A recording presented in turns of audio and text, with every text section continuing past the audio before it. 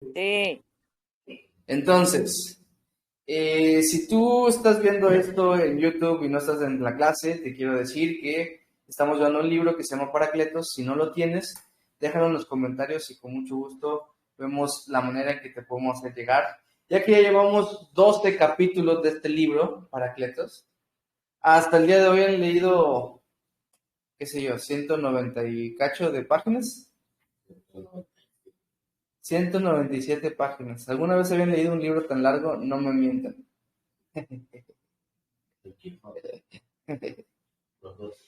La Biblia. Ahí. Estás pensando en otras cosas y no pensaste en la Biblia. Vamos entonces a hacer un pequeño repaso de los principios bíblicos que aprendimos la semana pasada, o más bien en la lección anterior, y los principios de consejería también. Abarcamos desde el 78 al 83 de los principios bíblicos, sí que son esos los que vamos a ver. Principio bíblico número 78 dice: Dios es el dueño del dinero. ¿Sí es eso? Sí. ¿Estamos hablando del dinero? Sí. 78, Dios es el dueño del dinero.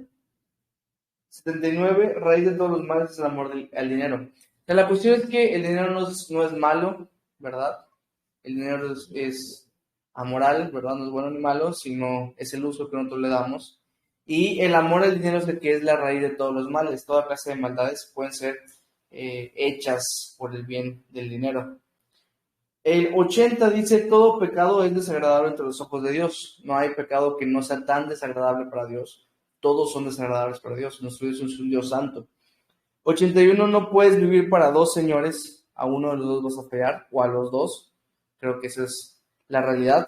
82, más bienaventurados dar que recibir. Si entendiéramos eso, más bienaventurados dar que recibir. Así vivió nuestro Señor, nosotros deberíamos vivir así también. Y 83, busca primeramente el reino de Dios y su justicia. Y como dice luego ese versículo, y todas las demás cosas os serán añadidas. Todas las demás. Principios de consejería. Vimos de la 47 a la 51, ¿cierto? Dice: anima al aconsejado a ofrendar en su iglesia local, ¿verdad? Es como parte de las disciplinas. 48, enseña al aconsejado a disfrutar de su nueva vida en Cristo. Muchas veces creemos que la vida en Cristo tiene que ser sufrible, ¿no? No sé cómo decirlo. Sufrida. Sufrida. No, no soy muy bueno en el dialecto español. Ni en el inglés, ni en el maya, ni en ninguno. Pero pues la vida en Cristo no tiene que ser sufrida. O sea, claro que hay sufrimiento que viene con Cristo, pero así como con los apóstoles les dieron de latigazos y salieron cantando, así también es posible para nosotros, ¿no? Porque tenemos una nueva vida en Cristo que es disfrutable, ¿sí? Disfrutable, ¿no? En Cristo también. Así que hay que disfrutar esa nueva vida en Cristo que tenemos. 49, el trabajo provee seguridad financiera. El que no trabaja, que no coma. 50, de ser necesario, enseña al aconsejado a hacer su propio presupuesto. Vimos ahí cómo hacer un presupuesto de ingresos, egresos y resto. Pues también enseña al aconsejado a hacer su presupuesto. Y si van a comer, pues invitan, ¿va? Es que mi 51, suegra trabaja, por eso está comiendo. trabaja mucho y come por eso come mucho. Para alcanzar libertad financiera es necesario salir de deudas primero. Bueno, para agregarse más, que a veces para salir de una nos metemos a otra. Eso no es sano.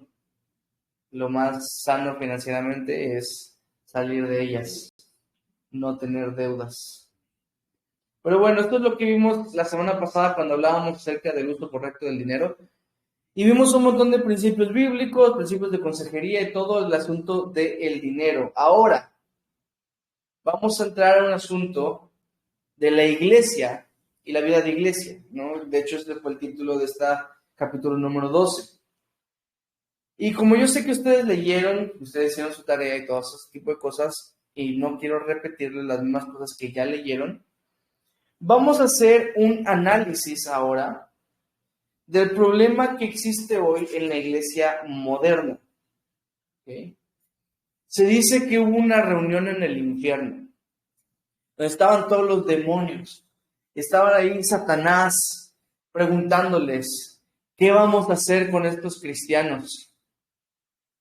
Y uno de los demonios se levanta y dice, vamos a perseguirlos, vamos a levantar líderes políticos que los persigan, que los maten, que los humillen. Y Satanás le dice, ya lo hicimos y solo se multiplicaron.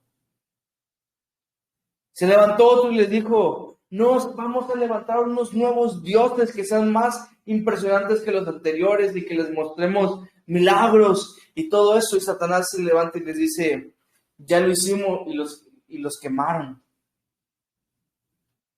Y se levantó un tercer demonio que tenía la fama de ser más sabio que todos los demás.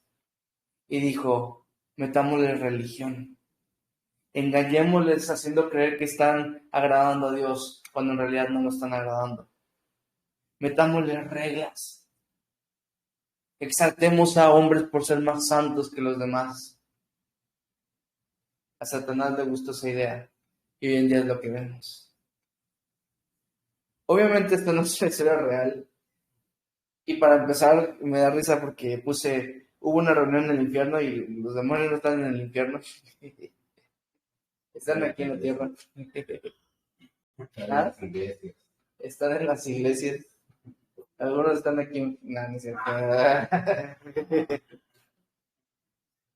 Pero desde que se formó la iglesia, Satanás ha intentado robar su esencia. ¿Cuál es la esencia de la iglesia? La esencia de la iglesia es la vida que tenemos ahora en Cristo. Juan 10:10 dijo, el ladrón, hablando de Satanás, viene para hurtar, matar y destruir. Y dijo Jesús, yo he venido para que tengan vida en abundancia, ¿no? Y para que la tengan en abundancia, lo que dice Juan 10:10. La esencia de la iglesia es la vida que tenemos gracias a Cristo y en Cristo tenemos esta vida. Entonces Satanás ha venido a buscar de qué forma se mete para robarnos la vida en la iglesia. Por eso es que vamos a hacer un análisis crítico, ¿ok? La iglesia moderna tiene 3 metas. Hay 3 metas en la iglesia moderna.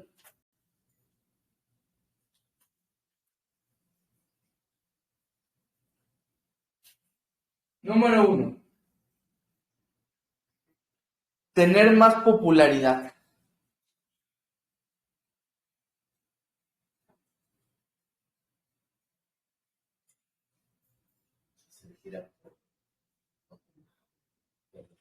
Tener más popularidad. Y no vamos a ponernos este nombre que está en inglés, ¿no?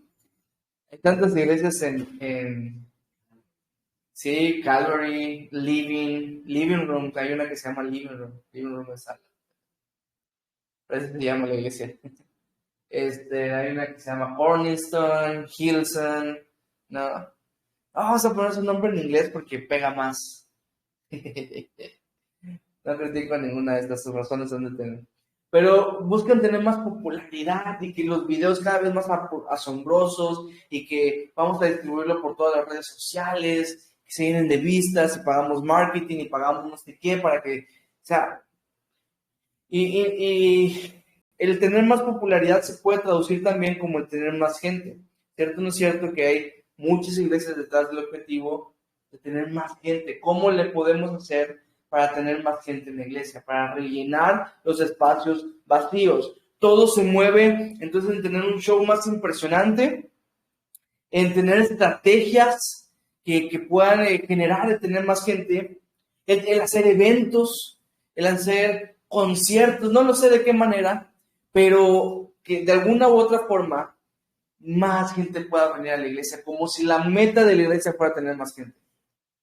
Claro, está nuestro mandato glorioso de evangelizar y compartir el evangelio a más personas y cada vez más personas puedan conocer de Jesucristo. Pero el problema con tener esto como meta es la frustración cuando no vienen más personas. O empezar a meter personas por meter personas y ni siquiera han entendido el evangelio como tal. La segunda meta de la iglesia moderna es tener más dinero.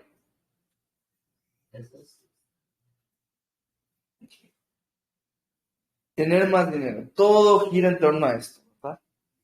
Para el beneficio de unos cuantos privilegiados. Y eso es precisamente todo lo que está mal en nuestro gobierno como nación, ¿no? Que se suben a esos puestos para sacar más dinero. Y lo vemos en la iglesia también. Personas que se suben a ciertos cargos para sacar más provecho financieramente de la gente, materialmente de la gente. Y ya cada día hace que la iglesia se parezca más al mundo. Quien da más es el que es más apreciado. No es que este hermano aporta muchísimo, por eso hay que tomarlo en cuenta, ¿no? Y precisamente ese es el problema. Y la tercera meta de la iglesia moderna es tener más control. Tener más control. ¿Tener más qué? Control. Ay, no lo vas a pensar eso. Tener más control. Con uno a la cabeza o a veces hasta un grupo que es el grupo como élite, ¿no? Que es el grupo especial. Que este grupo o esta persona se presume de tener más unción que los demás, o más entendimiento que los demás, o más espiritualidad que los demás, pero, y ejerce el control, como lo que llamamos nosotros el abuso espiritual, ¿no? A través de este control, a través de ese tipo de manipulación, poder controlar a las demás personas. Y generalmente no es una de estas metas en cada iglesia, sino que a veces son las 3 o 2 de ellas, pero siempre están tras de estos objetivos, como si la iglesia se tratara de estas cosas. Recuerda que el hecho de que un abusador no se reconozca a sí mismo como tal, o incluso predique en contra del abuso, no quiere decir que no lo sea. Yo estuve en iglesias donde literalmente había abuso espiritual y la gente defendía a sus dirigentes. Los defendía como, no, es que el hermano hasta habla en contra de estas cosas. Y sin embargo se miraba otra cosa. Muchas veces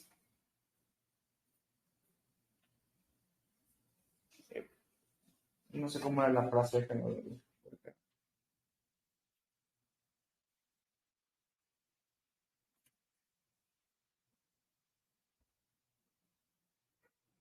Bueno, ahorita se los digo. Pausemos eso.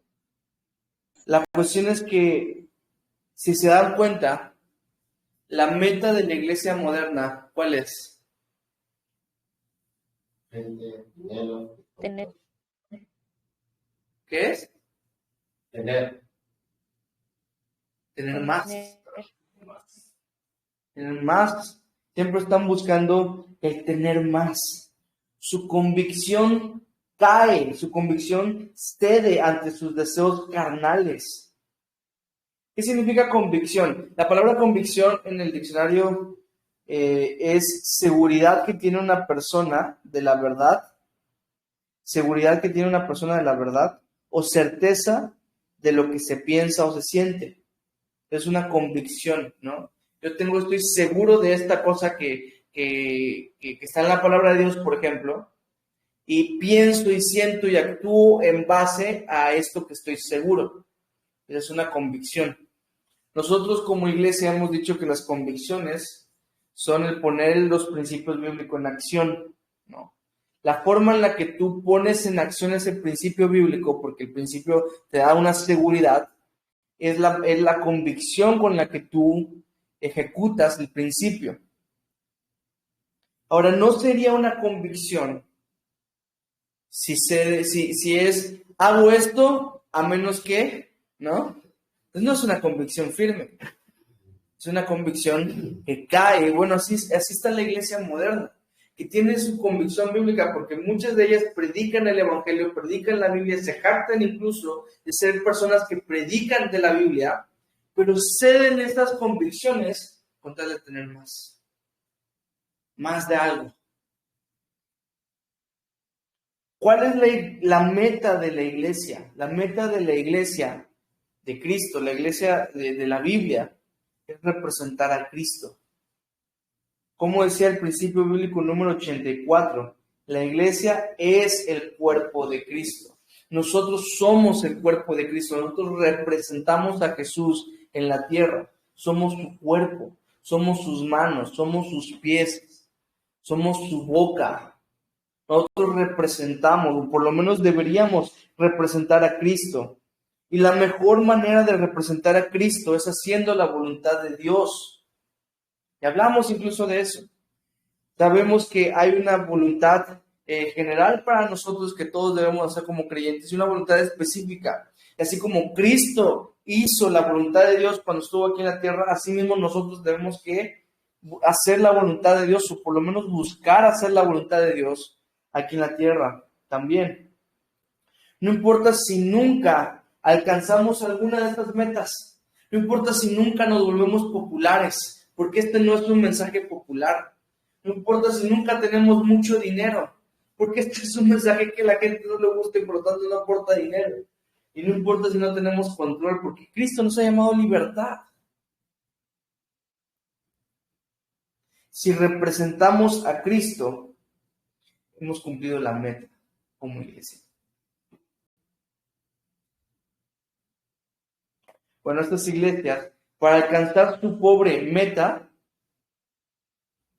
y digo que es una meta muy pobre porque solo están pensando en lo terrenal.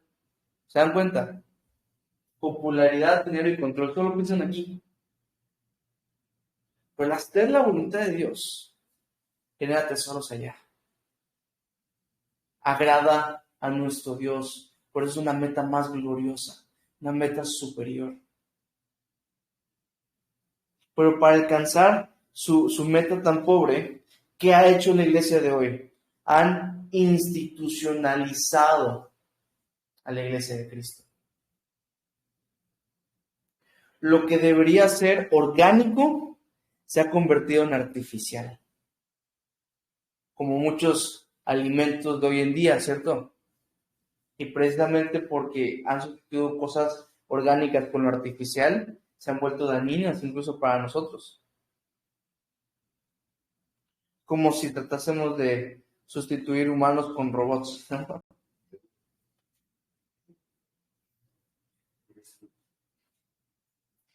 ¿Qué pasaría si sustituimos la comida por la chatarra? ¿No? Pero es que la chatarra nos gusta más, ¿sí? Porque puede que les guste más la comida chatarra, por lo que te hace mejor es la comida natural. Creo que Gaby una vez nos comentaba que en su época de vegana, ¿no? Se sentía hasta mejor en no sé qué cosas. Digamos lo que la vida en Cristo y hacer la voluntad de Dios y representar a Cristo y ser una iglesia orgánica es donde se encuentra la vida, donde representamos mejor, donde hay mayor provecho para nosotros, donde es la comida saludable, digámoslo así. Pero perseguir una de estas metas es la comida chatarra. No nos va a generar mucho provecho para nosotros. Ahora, hagamos entonces un cuadro, ¿no? En donde de un lado está la iglesia orgánica y del otro lado va a estar la iglesia institucional. Iglesia orgánica y la iglesia institucional.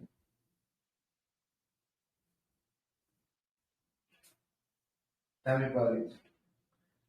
En primer lugar, vamos a hacer una definición. Aquí está una gran diferencia en su definición. Porque consultando el mismo diccionario, orgánico, pues lo define como de los órganos o los organismos, o que componen los seres vivos, o que tiene vida.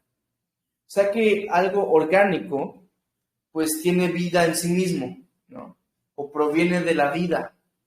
Entonces, a esto es a lo que nos referimos con iglesia orgánica, una iglesia que tiene vida, que proviene de la vida, donde fluye la vida de Cristo, donde fluye la vida del Espíritu Santo. Esa es una iglesia orgánica. Ahora, una iglesia institucional, lo institucional lo define de la siguiente manera: creación o fundación de una cosa, fundado para desempeñar cierta labor, organización, principio o norma creado para una función. Que si se dieron cuenta, si fueron buenos observadores, la palabra que se repetía es que fue creado, porque la iglesia institucional fue creada por el hombre, creó ciertas cosas, el hombre metió mano a eso. Entonces nos referimos aquí a la vida que proviene de parte de Dios, aquí a algo que fue creado por el hombre. Esa es la diferencia en la definición entre una iglesia orgánica y una iglesia institucional. Acá, principios, nos regimos en base a la Biblia, ¿no? Lo que la Biblia nos dice. Acá se rige en base a tradiciones, en base a normas que el hombre creó, a sus propias interpretaciones, sus propias ideas creativas. Dijimos en el documento que leímos que habían tres diferencias, pues básicamente esenciales entre la iglesia institucional y la iglesia orgánica. ¿Se acuerdan? Sí. Número uno eran las reglas. Estas reglas en la iglesia institucional, pues te dice que esto puedes pensar y esto no puedes pensar, ¿no? Sus reglas. Esto puedes hacer y esto no puedes hacer, ¿no? Esto debes de hablar, esto debes de decir y esto no lo debes de decir. O sea, te ponen ciertas reglas para que te amolde tu vida a lo que ellos dicen que es como debes agradar a Dios. Y la iglesia orgánica, pues simplemente hacemos lo que la Biblia dice.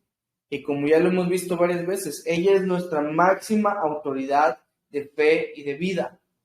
Donde la Biblia nos dice que hagamos algo, lo hacemos. Donde no nos diga que hagamos algo, no lo hacemos. Porque la Biblia es la máxima autoridad, no lo que dice un hombre. Hemos escuchado ejemplos anteriores donde hay iglesias que les dicen, aguas si usas un pantalón de mezclilla.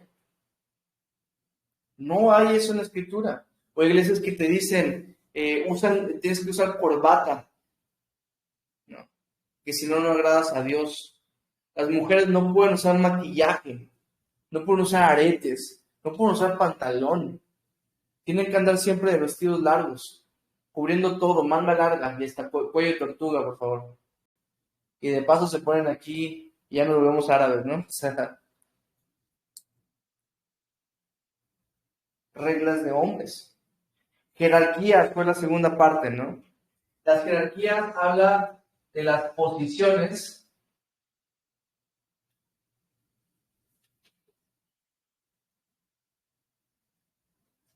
en las cuales en la iglesia institucional debes hacer lo que el líder te ordene, de lo contrario te van a tachar de rebelde. No tienes falta de sometimiento porque no haces lo que yo te digo que hagas. Tienes que aprender a someterte, ¿no? En la iglesia orgánica, nuestro líder es Cristo, es el Espíritu Santo, porque dice la Escritura que Cristo es la cabeza de su iglesia y de ahí venimos todos los demás. Pero es que no hay autoridad en la iglesia orgánica. Claro que hay autoridad, porque la autoridad es una función más en la iglesia, pero no es una posición superior a nadie, es una función más en un organismo que cada uno funciona para el aporte del otro, para la edificación del otro. Y por último vimos los sistemas.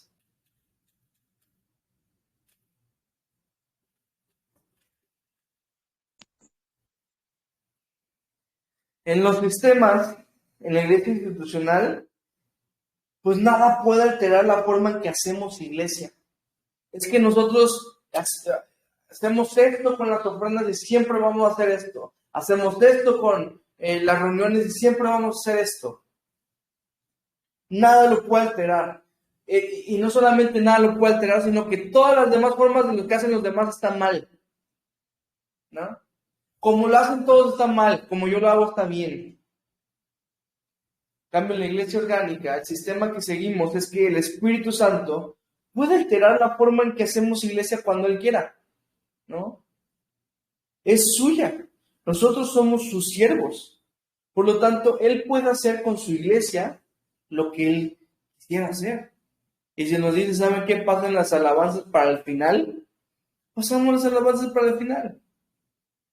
Y si hay un día que no se tocan alabanzas, ¿cómo crees si las alabanzas son sagradas? Pienso que más sagrado es que hagamos la voluntad de Dios y que seamos sensibles a lo que el Espíritu Santo quiere de nosotros. Y en la iglesia orgánica, Cristo es la cabeza.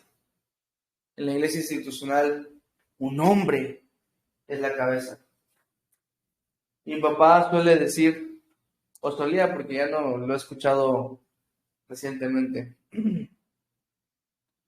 cuando la cabeza es tonta, el cuerpo sufre. Decía. Regularmente eso era antes de que yo cometiera un acto que fallaba en algo, ¿no? Se me caía algo. Decía, cuando la cabeza es tonta, el cuerpo sufre. Pero he ahí la importancia de que nuestra cabeza sea Cristo. Y hablando de los líderes, he ahí la importancia de que el anciano sea llamado por Dios. Principio bíblico número 85, quien lo tiene que lo lea. Los líderes deben ser llamados por Dios. Los líderes deben ser llamados por Dios, literalmente, ¿verdad? Principio de consejería número 53 dice, Dios confirma su llamado. Y principio de consejería número 54 dice, está bien equivocarse. Ya nos ha pasado ambas cosas. Nos equivocamos y el Señor confirmó. Así es como funciona esto. Hemos visto, hemos conocido hermanos regularmente en la iglesia donde les llaman pastores, que después de mucho tiempo, de la nada se van. Y todo lo que hicieron, y el llamado que el Señor les puso, y dejan simplemente la obra así como, pues ahí se ven, y sin previo aviso. Tuve un amigo muy cercano a mí que estábamos sirviendo juntos, ella estaba comprometido, y de nada dijo, esto no es para mí, y se fue. Y se fue.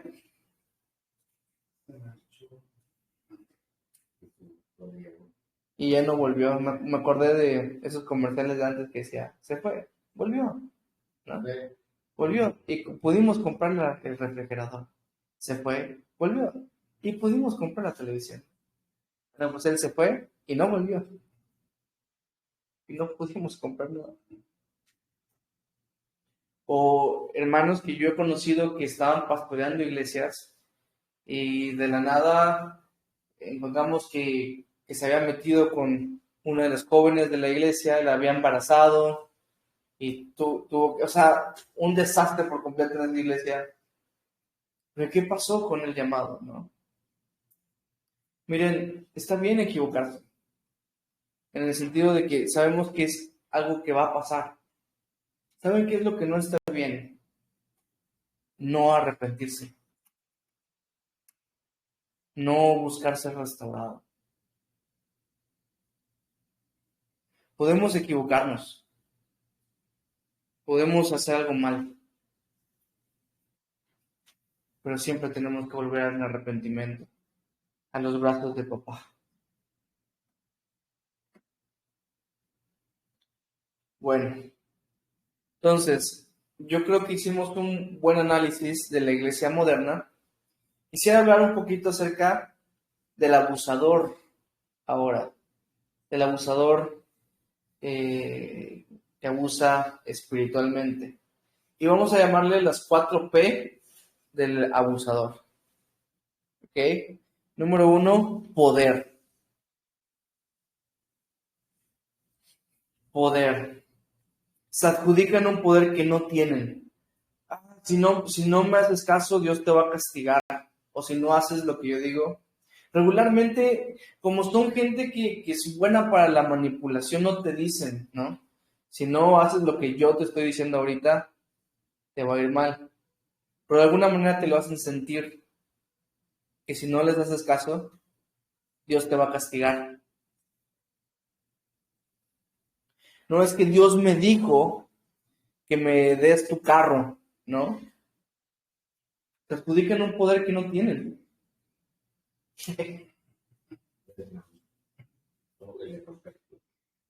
No, pues, dile que Dios me lo diga a mí también, ¿no?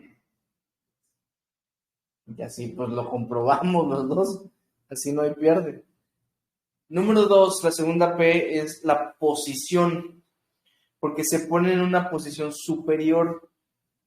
No, es que yo soy el pastor principal, soy el pastor ejecutivo, soy el profeta de Dios, soy el apóstol.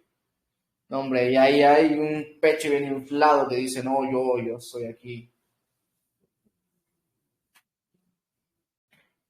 Número 3, privilegio. Se consideran libres, se consideran exentos de cumplir lo que ellos mismos demandan. Alguien, por favor, que pueda buscar Mateo 23:4. Mateo 23:4. Miren cómo Jesús mismo lo dijo, lo señaló. Mateo 23:4. ¿Qué dice? Porque atan cargas pesadas y difíciles de llevar, las ponen sobre los hombros de los hombres, pero ellos ni con un dedo quieren moverla. Para que vean que el abuso espiritual no es nuevo. Y había abuso espiritual en los tiempos de nuestro Señor Jesucristo. Que dicen que atan cargas en los hombros de ellos y que ellos ni con un dedo quieren moverlas. Este es el tipo de privilegio que ellos consideran, que ellos no tienen que cumplir lo que piden. Aquí está la frase que les iba a decir hace rato. Lo que ellos más condenan suele ser lo que ellos más practican. Lo que ellos más condenan suele ser lo que ellos más practican. Y hablo por dos personas que se me vienen a la mente. Una de ellas es la que les decía hace un ratito que se metió con una joven. Y vieron cómo hablaba de la pureza y de la necesidad de pureza y la santidad y que no sé qué. Y terminó haciendo lo que hizo. La otra persona, en contra de la religión, la iglesia institucional y todo eso. Y tiene gente que no puede nadie comer si no comer. No, nadie, si a menos que lo tenga. O sea, pero con un servicio y un afán que si alguien pudiera lavarle los pies con sus cabellos, lo haría, se los prometo. Por hablo en contra de aquellas personas que se creen en control de las personas, ¿no? Y el número 4 es la presión. Tenemos poder, posición, privilegio, Ahora vamos a ver la presión, porque ellos cargan con normas y obligaciones al cuerpo que no vienen de Dios. Otra persona que lea Marcos 7, 6 al 7. Marcos 7, 6 al 7.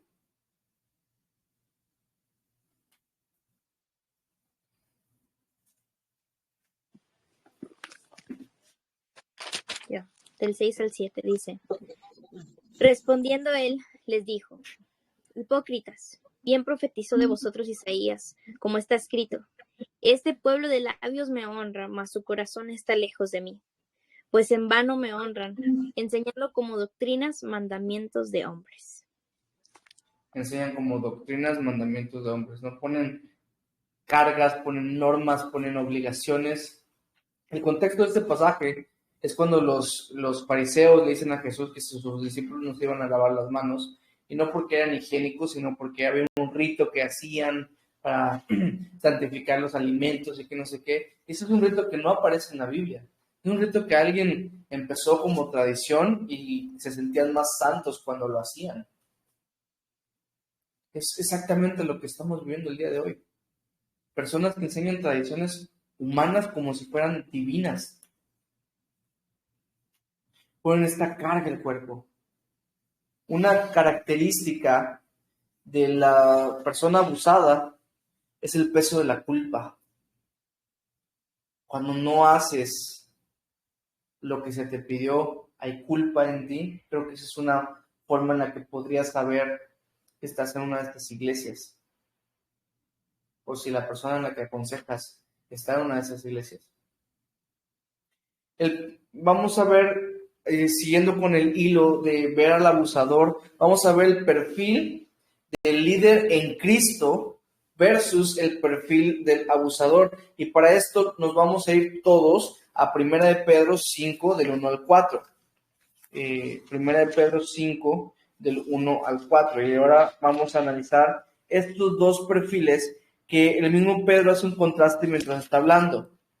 No sé si ya están allá, pero para ir un poquito más rápido voy a comenzar a leerlo. 1 de Pedro, capítulo 5, versículos del 1 al 4. Y comienza diciendo: Ruego a los ancianos que están entre vosotros, o sea, le está hablando a los líderes de las iglesias, y dice Pedro: yo anciano también con ellos. Aquí Pedro no está hablando precisamente como apóstol, sino como anciano, como parte de... Pedro también era anciano de la iglesia.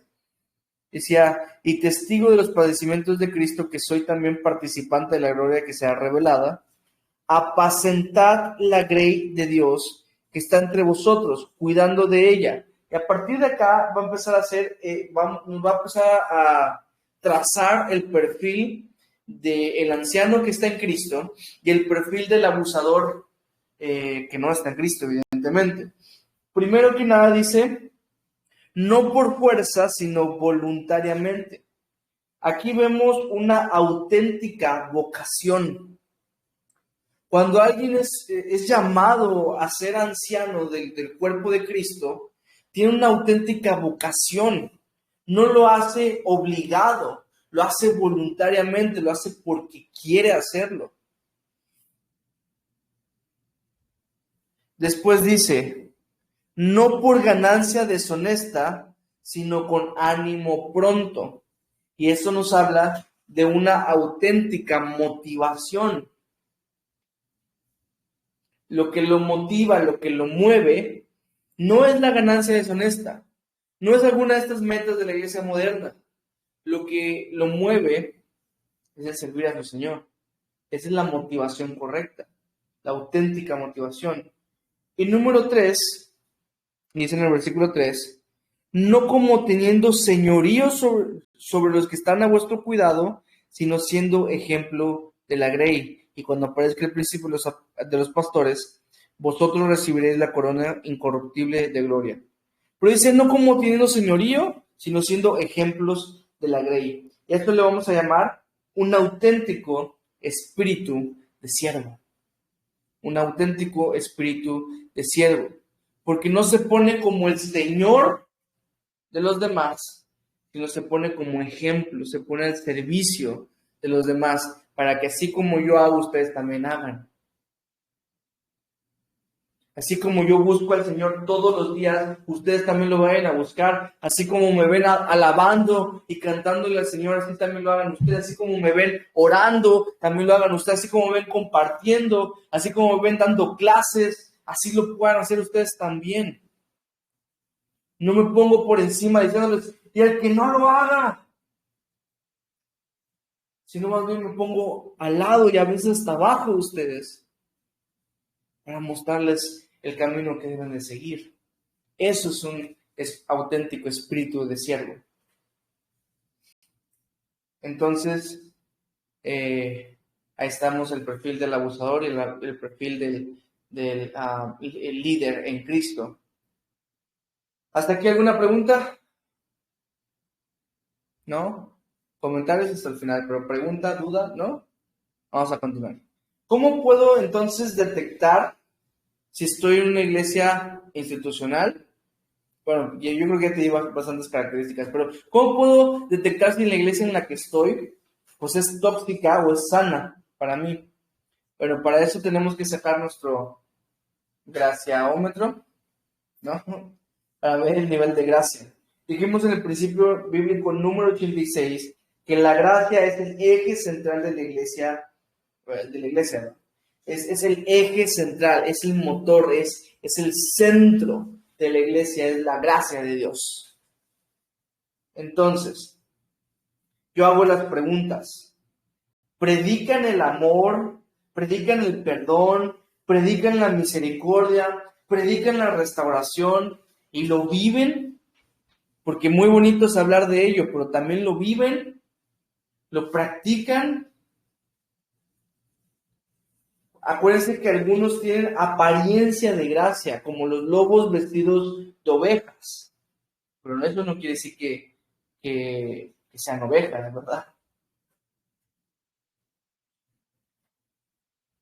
¿Te sientes retado a ser más como Cristo? Exaltan a un hombre, predican la palabra, aceptan la corrección, te dejan participar, hay transparencia, estás creciendo. O sea, hay muchas cosas que te podrías preguntar para detectar si estás en una iglesia sana o no. Pero el eje central, como dijimos, es la gracia. Si de repente fallas y te quitan de todo y no te dejan hablar y no te gusta tu restauración, yo creo que es la señal más evidente de que no estás en un buen lugar. Entre otras cosas que podríamos decir. Una iglesia sana anda en prácticas sanas, y con esto vamos a movernos a la última parte, que es lo de las prácticas. ¿Alguien que pueda leer el principio bíblico número 87? ¿Qué dice? Andar en las prácticas espirituales te hará vivir la vida en abundancia. De una vez léete el 88 también, por favor.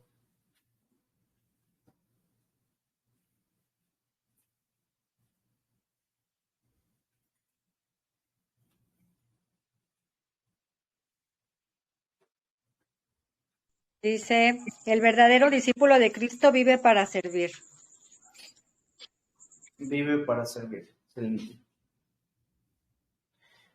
Entonces, ¿cuáles son estas prácticas espirituales que tienen muchos beneficios para nosotros? Bueno, en el libro hablamos de orar, hablamos de leer la palabra, hablamos de tener devocionales, hablamos de congregarse, de la adoración, de compartir dentro de la iglesia, pero también fuera de la iglesia, de la Santa Cena o el ágape, el bautismo, etcétera, ¿no? Y hablamos en un enfoque de cómo tú podrías exhortar incluso a las personas a practicar estas mismas cosas.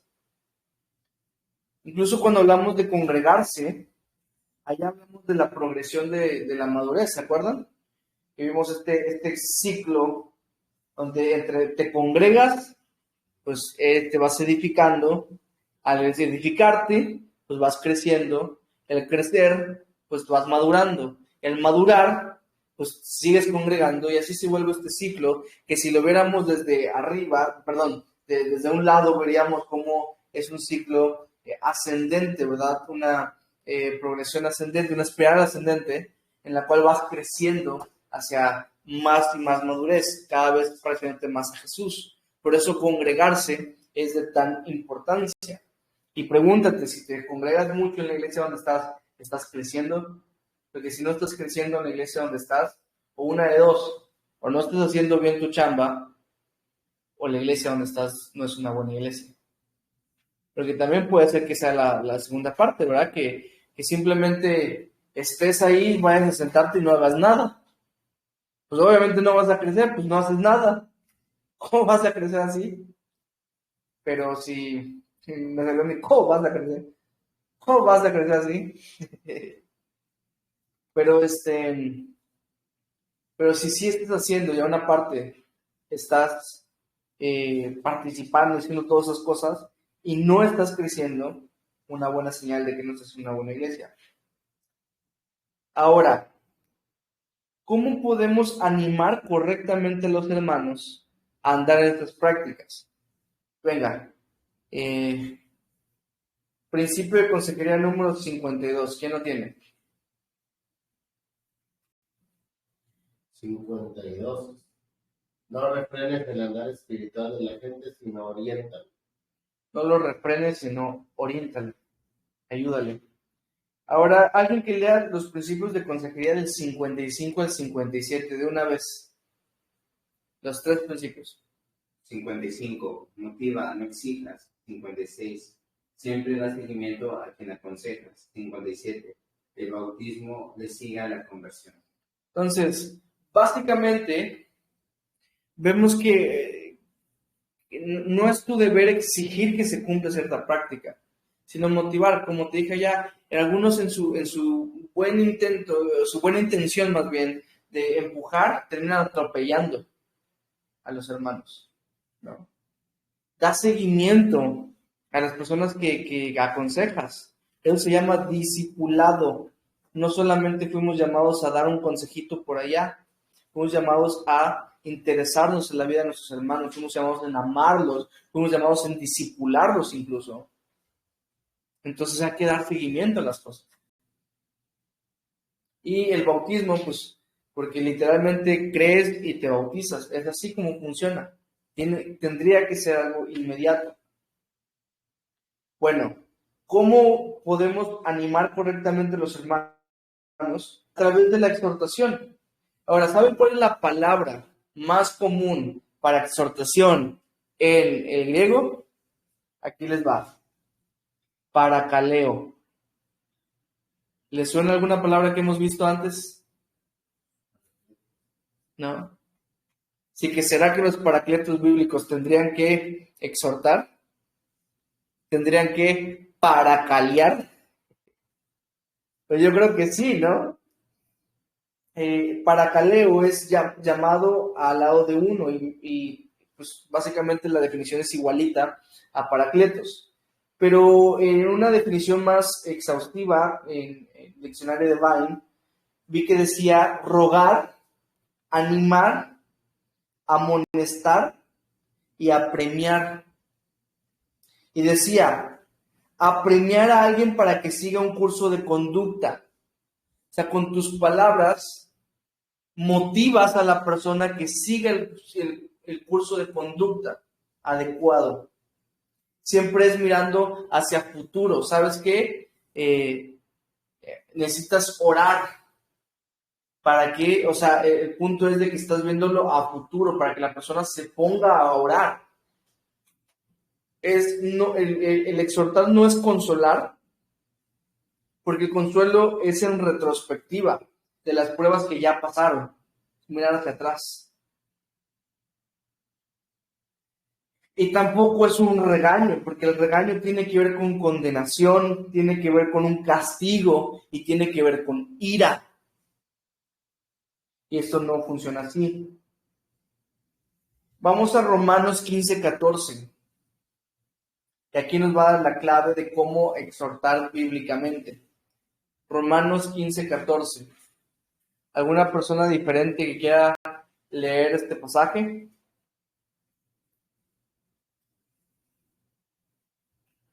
Romanos 15:14.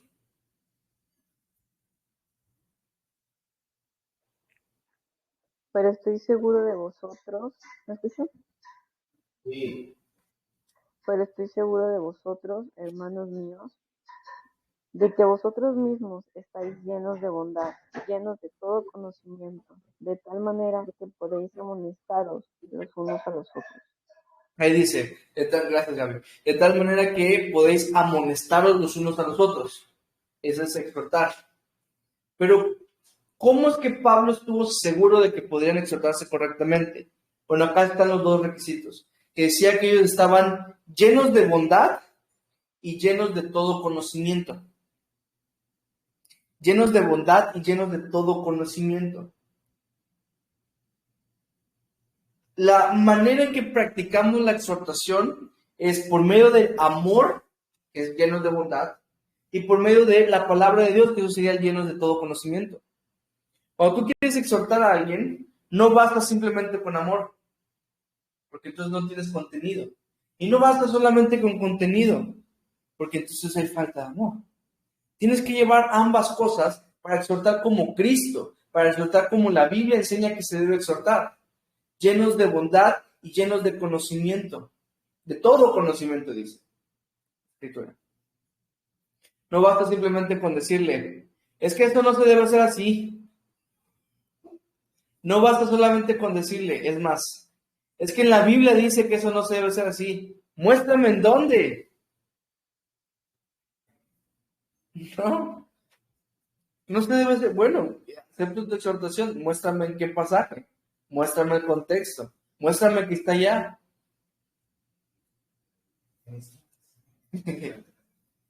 No, búscalo tu hermano para que te exhortes mejor. No, hombre, hay que estar llenos de todo conocimiento. No basta una buena intención. Hay que también tener conocimiento al respecto. Pero bueno, ¿cuál era la última práctica de las prácticas espirituales? ¿Se acuerdan? Esta era el servicio, ¿no? Entonces, vimos en el principio bíblico número 88, el verdadero discípulo de Cristo vive para servir, siguiendo el ejemplo de nuestro Señor Jesucristo. Y el principio de consejería número 58, que es el último, todo creyente debe servir en su iglesia local. Decían por allá, el cristiano que no sirve, no sirve. La verdad es que todos tendríamos que estar activamente sirviendo en nuestra iglesia local. No basta con asistir, hay que servir. Y hay tantas maneras tan diferentes de servir. Vimos en el liderazgo, vimos en el discipulado, en la limpieza, en los niños, en la alabanza, en la presidencia, en el evangelismo, en la predicación, en las ofrendas, etcétera, etcétera, etcétera. O sea, hay muchas formas en las cuales yo puedo servir al cuerpo en el cual estoy. La pregunta es, ¿lo estoy haciendo? El cristiano, nuestra meta personal es ser más como Cristo. Cristo dice en Marcos 10:45 que no vino para ser servido, sino para servir y dar su vida en rescate por muchos. Y también dice en Juan 13:14 al 15, lo siguiente. Juan 13:14 al 15. Pues ni yo el Señor, esto lo dijo cuando lavó los pies a los discípulos. Si yo, el Señor y Maestro, he lavado vuestros pies, vosotros también debéis lavaros los pies los unos a los otros, porque ejemplo os he dado, para que como yo os he hecho, vosotros también hagáis. Él es nuestro mayor ejemplo. Queremos imitarlo, que ponernos a lavarle los pies a los demás. Qué buena actitud de siervo, ¿no? Toma mi pie para que lo laves, órale.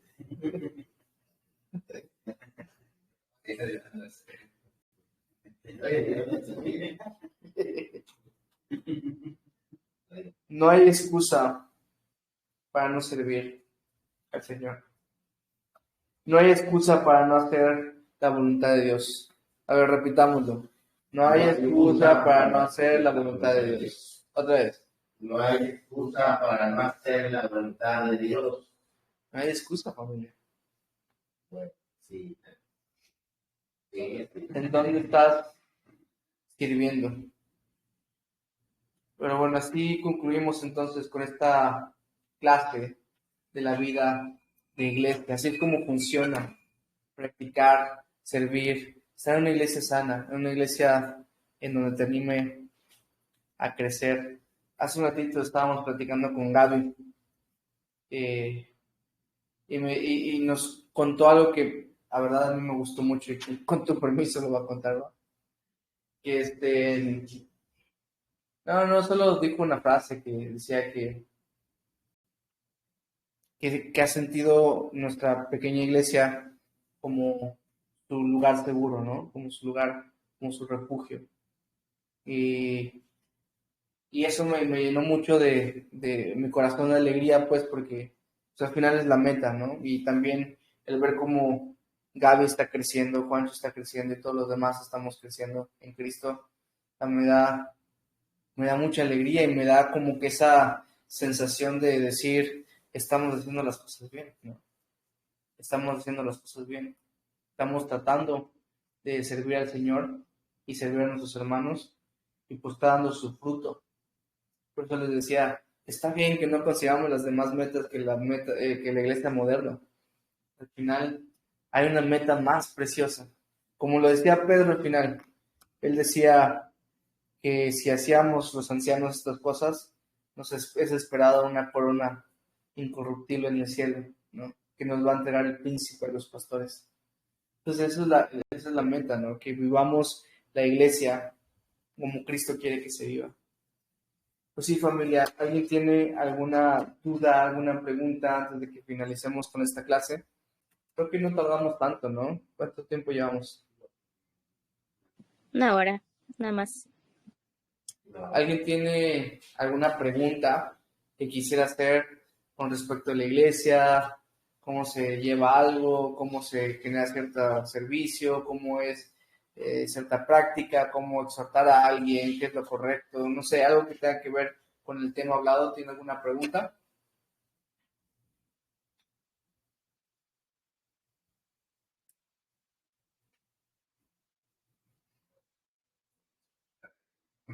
¿Cómo qué? No, Lleno de bondad. para exhortar a alguien es necesario que esta persona sea intermitente, o sea, que no sea intermitente. ¿Qué significa eso? Por ejemplo, que venga y Ah, no, claro que no. Exactamente, no. Al final, mi papá preguntó, no sé si lo escucharon, que si para exhortar a alguien es necesario que la persona pues, sea constante viniendo, ¿no? Y la respuesta es que no. O sea, al final, Juancho le respondió muy acertadamente que a lo mejor y esa exhortación le hace a esa persona ser más constante, ¿no? Entonces, sí, efectivamente, digamos, la exhortación no está limitado a los que consideremos miembros del cuerpo, ¿no? La exhortación, pues, si somos, ¿cómo se dice? Literales, pues una exhortación pues, se le da a cualquiera, ¿no? Ahora, exhortar a nuestros hermanos tiene que ser movido por el amor, ¿no? Tiene que ser movido porque quiero ver un cambio en esta persona, porque me interesa esta persona, porque sé que este rumbo que está tomando le va a hacer daño o va a dañar a otros. Entonces, por eso voy a intervenir, por eso le voy a decir algo. Y al mismo tiempo, yo diría que la exhortación te prepares para hacerlo. Así como hacen sus tareas y ven qué decirle a la persona que tienen enfrente en sus tareas. Asimismo, prepárense para ver qué le podrían decir a esta persona también. Llenos de todo amor, como paramédicos, venimos a sanar heridas y no como policías a juzgar a alguien. Entonces hay que prepararnos, hay que considerar también mi corazón, porque si de repente es una cosa que me molesta a mí, a lo mejor no tengo el corazón correcto, entonces primero tengo que perdonar yo en mi corazón y después le hago la exhortación a otra persona. ¿Ibas a preguntar algo, madre? Sí, hay que animar a todos los miembros de la iglesia a servir en la iglesia, que de alguna manera, ajá, ¿A asistir? servir. No, A a servir. servir. ¿Sí? Claro. Si queremos cumplir Efesios 4:16, fíjate cómo dice Efesios 4:16. Dice, de quien todo el cuerpo bien concertado y unido entre sí por todas las coyunturas que se ayudan mutuamente según la actividad propia de cada miembro, recibe su crecimiento para ir edificándose en amor. Este versículo nos enseña que el correcto funcionamiento del cuerpo es que todos estén aportando, todos estén ayudando, según la actividad de cada uno, porque no es la misma actividad de uno y de otro. No cualquier persona se podría venir a parar acá enfrente a dar una clase, porque son funciones diferentes. No cualquier persona podría presidir en la reunión, no cualquier persona podría agarrar una guitarra y llevar a los hermanos en la alabanza. Son funciones diferentes que cada uno tiene, ¿no? Aunque a algunos pues, nos gusta hacer de todo, pero en realidad lo sano sería para un cuerpo que todos los miembros estén funcionando, porque el miembro que no funciona se atrofia, ¿no? Entonces, o te lo sacan, porque se llena de piedras. Pero sí, ¿sí? Ya otra pregunta ya. ¿Dale? Si alguno, si alguien viene a pedirme un consejo, ¿sí o sí le tengo que dar seguimiento o en unas ocasiones sí o en otras no, o es siempre que hay que darle seguimiento? Yo diría que de preferencia, pero pues también hay que tener discernimiento, ¿no? Hay de repente situaciones en las cuales pues llega un punto a lo mejor en que la persona corrigió su andar y pues ya para qué le vas a dar seguimiento, ¿no? Si ya logró esa meta. Hay que tener discernimiento porque hay personas que también no quieren, no están dispuestos a, y yo digo, o sea, que estemos no dispuestos, pues no nos limitaría a dar un consejo de parte de Dios. Sin embargo, pues seamos como Dios en ese aspecto, que Él rechaza a los soberbios y da gracia a los humildes, ¿no? Entonces, si la persona se cierra, pues igual y ya no le puedo dar seguimiento, pero que no quede en mí, no el dar el seguimiento a las personas. Yo sigo insistiendo, oye, ¿y cómo vas con este problema? Oye, ¿y se resolvió siempre lo que pasó? Oye, ¿y qué pasó con esta persona? Siempre, ¿qué hiciste? Siempre poder dar ese seguimiento. ¿Sabes qué? He estado orando por ti. Le he estado pidiendo mucho al Señor por esto. Y no solamente de labios para afuera, oren por eso, ¿no? Ora por tu aconsejado. Vamos a ponerlo como, ¿qué sería? 58.1. Principio de consejería 58.1. Préstame ahí un lapicero.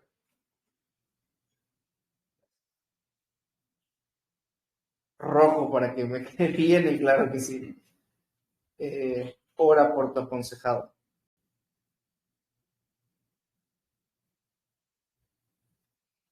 Y no hablamos, obviamente, de la oración durante el consejo. Hablamos de mantener en oración, posterior al consejo, exactamente.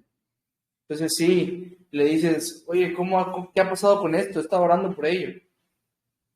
Sí, la persona incluso puede sentir el interés de tu parte, ¿no? Que al final tenemos que ser motivados por amor. ¿Alguna otra pregunta? Sigan, pues acabamos temprano, entonces hay tiempo.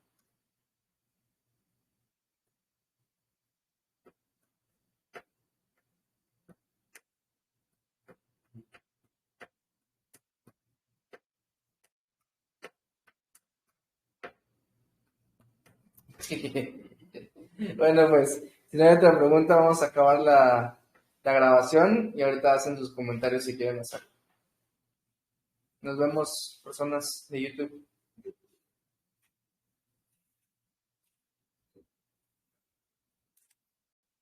Todavía no.